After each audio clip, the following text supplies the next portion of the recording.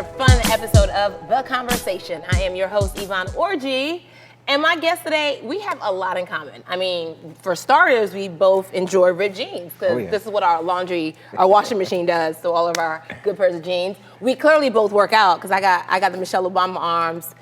He got that I just do protein shakes all day arms. And we just happen to be 31-year-old virgins. Turn up. Yes, hey, this is what it is. For those of you who are not familiar with this smile and this handsome face, this is Mr. JimDre Westbrook. You might have seen him on the Steve Harvey Show. You might have read about him in Essence, or you might have just seen him here right now on The Conversation for the first time. So we could say that you're kind of like a virgin to Beaver's EM, because this is your first time. You get it? It is. Double entendre. Okay, we sort of saved here, guys. We're just gonna have fun, and we're gonna have a conversation. So, JimDre, yes. 31 years old. Yes, ma'am. Got a good dental plan. Obamacare, we appreciate you. You work out, but you're not smashing. No, not smashing. At all? Like, at all. Nah. Okay. Something I'm trying to save for my future wife, to honor my relationship that I have with God. I feel that that's the most important relationship that I have, and so no, not smashing anything. And you live in Vegas. You live in Land O' Sin. Like it's Sodom and Gomorrah 2015. That's what it is. Yes, a lot happens in Vegas. And it stays in Vegas. And a lot stays in Vegas. So how could we know that you really are like, you're not a virgin anywhere outside of Vegas, but in Vegas you are? Like, is that... I can understand that, but that's not me. That's not your that's not your testimony? No, that's not. You're a virgin everywhere, just all around. Okay. Everywhere. Well, so what happened? How did we get to be 31 and we, keeping it locked till we get that rock?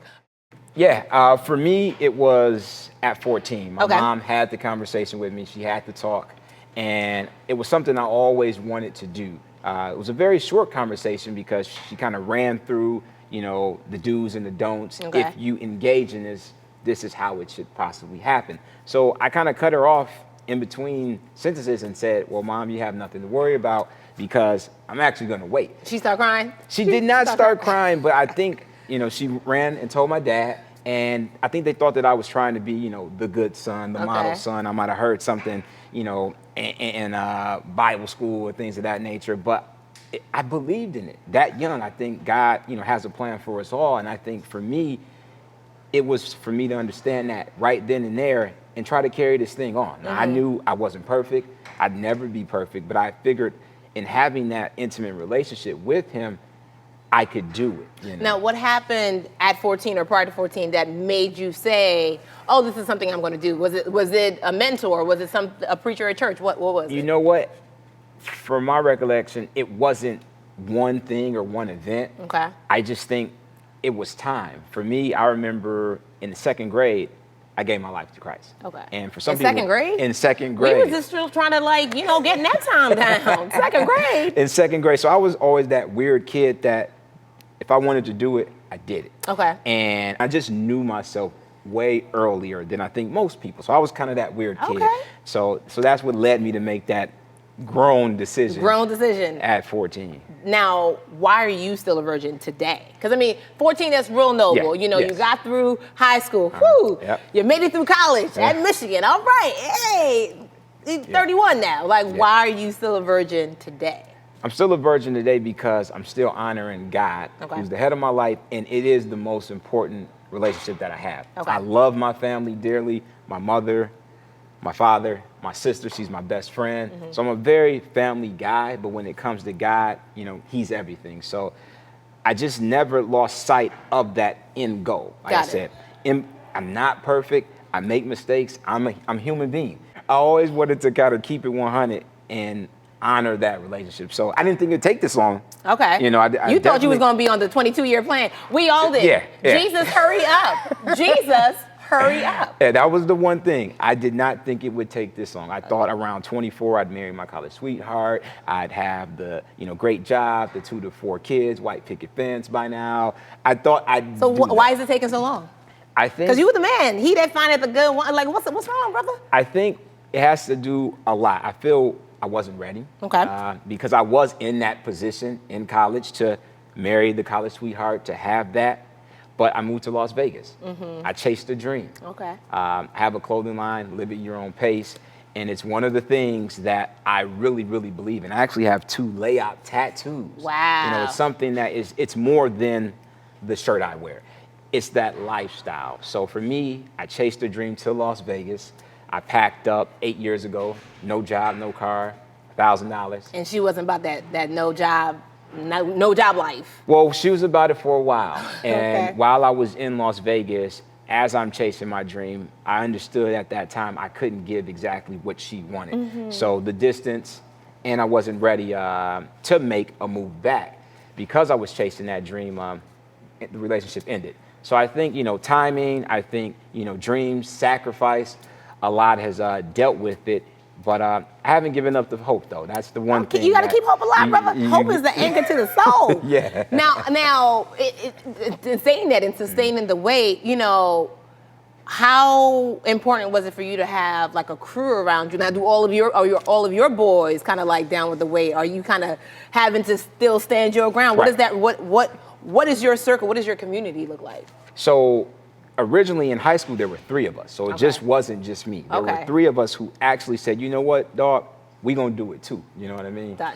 So when that number went to 2 and then it went to 1, you know, I kind of was looking like, you know, I thought we was gonna, you Yeah. know, not do Last it, man do standing. it, do it together type thing. But they still believed in what I believed in. Okay. In terms of, you know what, we may not be on that walk, but we're not gonna get you off. Got it. What you have. So they've always been very respectful to me in that regard. And, you know, of course, you know, we're guys, so they're going to make fun of me and things of that nature. But I can take it because I know it's coming from a loving place. So Now, do you have like, okay, and I get that, because you know, one thing that I always say, it's always like when somebody looks at me or my friends, it's like, oh, you a good person. Well, I got 15 other good people around me. Yeah. But when we find like a good dude, it's like, oh my God, you have any friends? And it's like, nah, I'm the only one like me, son.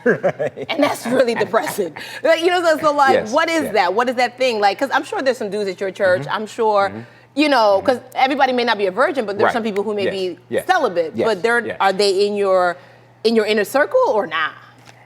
Like if we look to you and like, JimDre, you a good dude. You not my good dude, but Right, I know right, you got right. a good dude. Right. Would you say to that chick, nah, you don't want to be my friends? It's very limited only because, you know, where I'm at in Las Vegas, a lot of my inner circle is not in Las Vegas. Okay. Some are here in LA. I have others on the East Coast. I'm from Michigan, so I still have some people back home. But my day-to-day is really just rocking with my sister. Like, Okay. we live together, we're BFFs, that's my homegirl. So when it comes to that, I do have certain mentors that I surround myself, but they're all married, you know? So I'm one of the only single guys that's still kind of kicking it with them. But yeah, a lot of my people are actually married, and I kind of look up to them to get that guidance and encouragement. Okay. So, Yeah. but do you still date?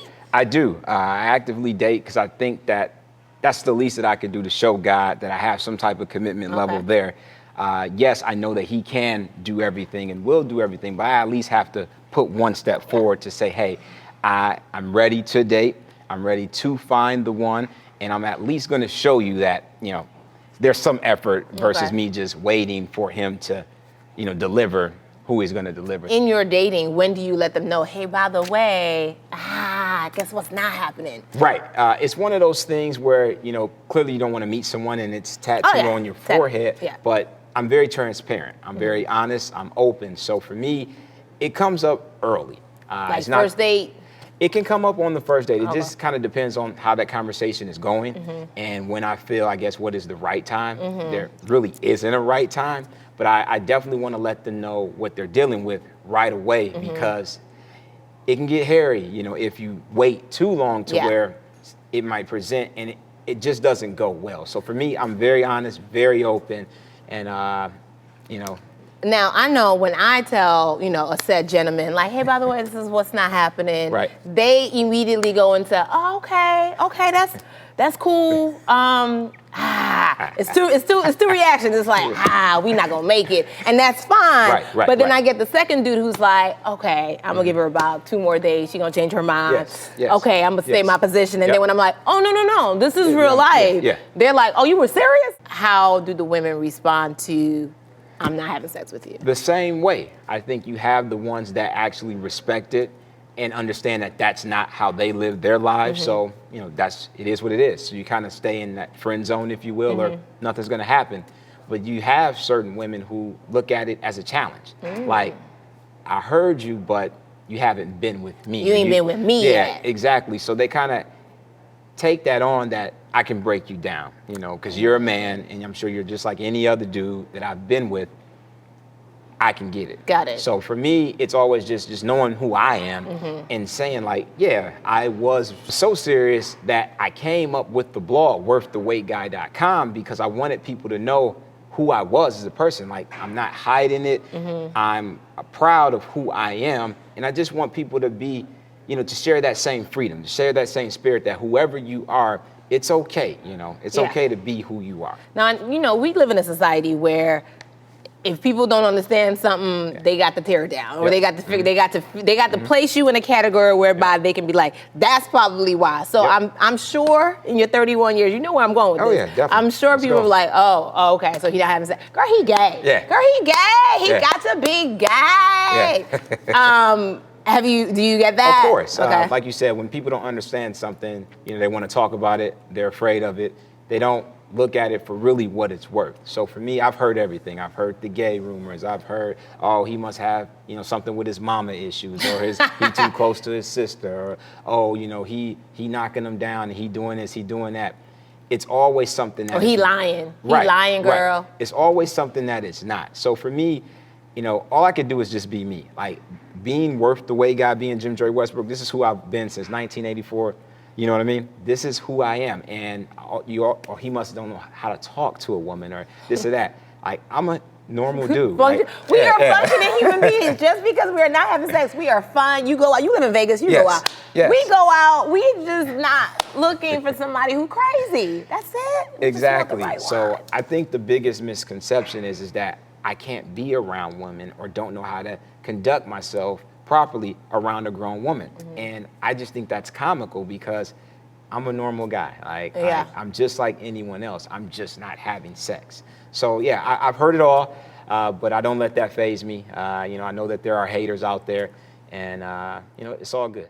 Now, what do you find are some of your biggest hurdles in maintaining purity? Yes, I think for me, it's staying focused. You got to stay focused, stay faithful, and stay active. Now, what does staying focused mean for you? Staying focused for me is keeping the eye on the prize, and kind of always, for me, it's business. So I'm a businessman, so there should always be something I'm doing. So when I stay focused, it's staying focused kind of on the businesses that I have, and then also staying focused on God, like understanding where I'm really trying to go and what the end result is, and always kind of trying to keep that top of mind. Like, you can get knocked off, you know, because we're all human, but at the same time, you kind of have to stay that course. So that's what I mean about staying focused. Now, there's some things that either you have to cut out, or things that you do, or things that you don't do. Because I know personally, there was a series on Stars called Spartacus. Now, that was my show, but I found myself half the time watching Spartacus like this. Like, is it over yet? Because it was 98% just sex scenes and then fighting. I was watching it for the fighting, y'all. I promise y'all.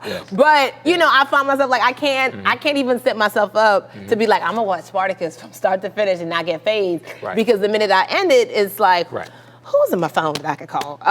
So what are some of the things you do to kind of safeguard your space so that you're not thinking about?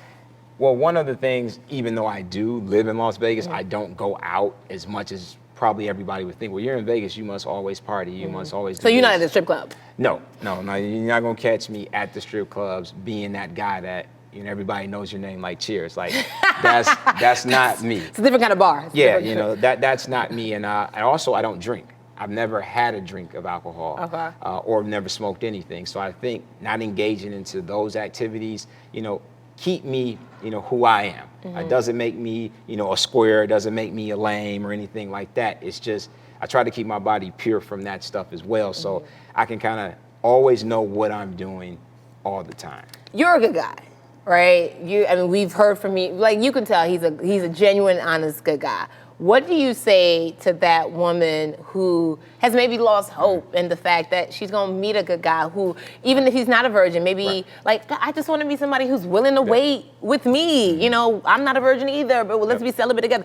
What do you have to say to that woman? Because like you said earlier, you don't have friends in Vegas that are living life like you. So it's just like, well, what do we do, JimDre? There's only one of you.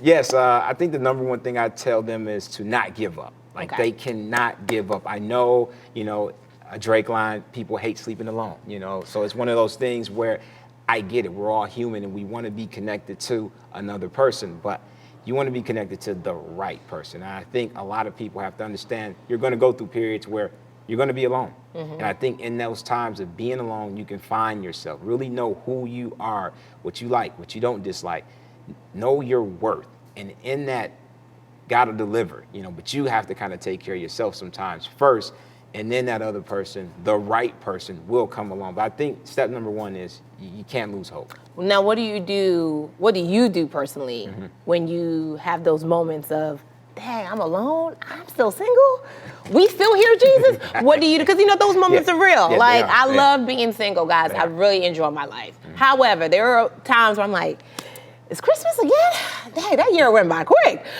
When it hits you, what do you do, JimDre? I pray. You know, I think. You're so spiritual. What really do you do? No, but the first thing is to pray. You know, you have real conversations with him and those thoughts go through your head.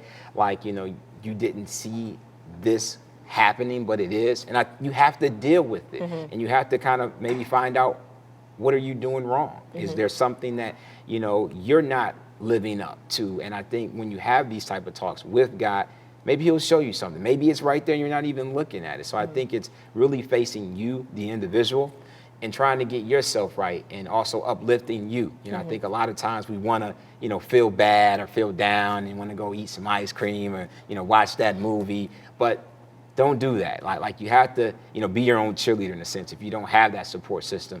And I like to kind of get myself back, you know. You encourage yourself like David. You like David. You like David. He ruddy like David. Okay, so okay, you pray. That's a spiritual thing.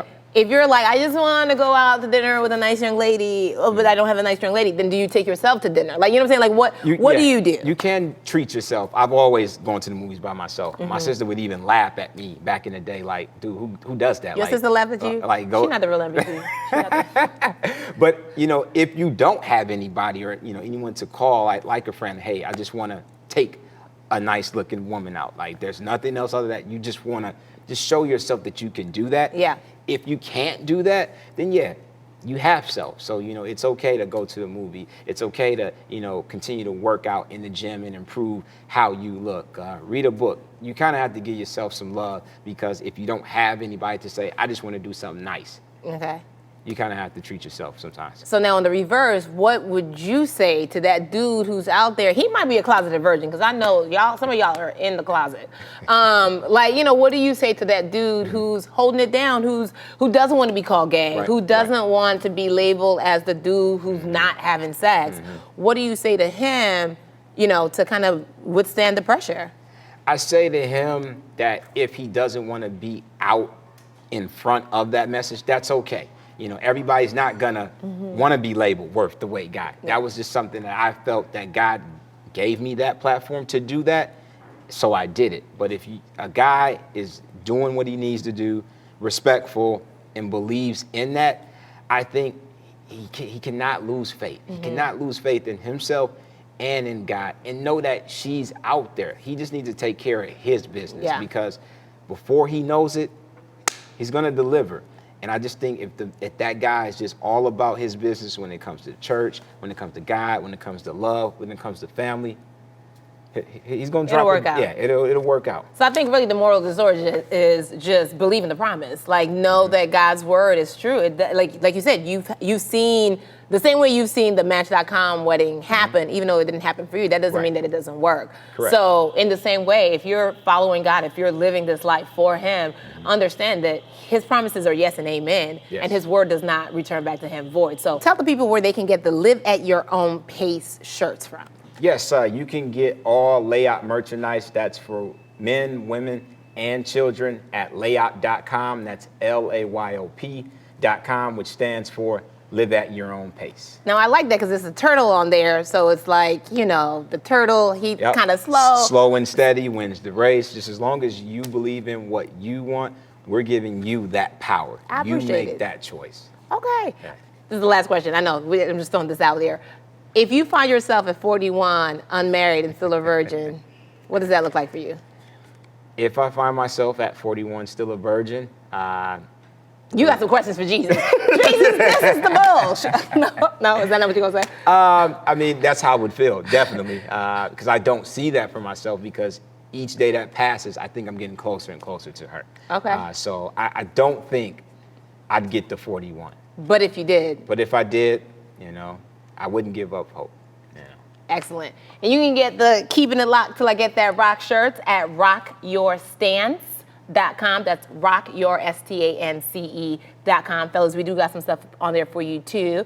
But thank you guys so much for joining us for yet another episode of The Conversation. I've been your host, Yvonne Orji, and this has been my phenomenal guest, Mr. JimDre Westbrook. See you in a couple of weeks for the next episode of The Conversation. Bye, guys.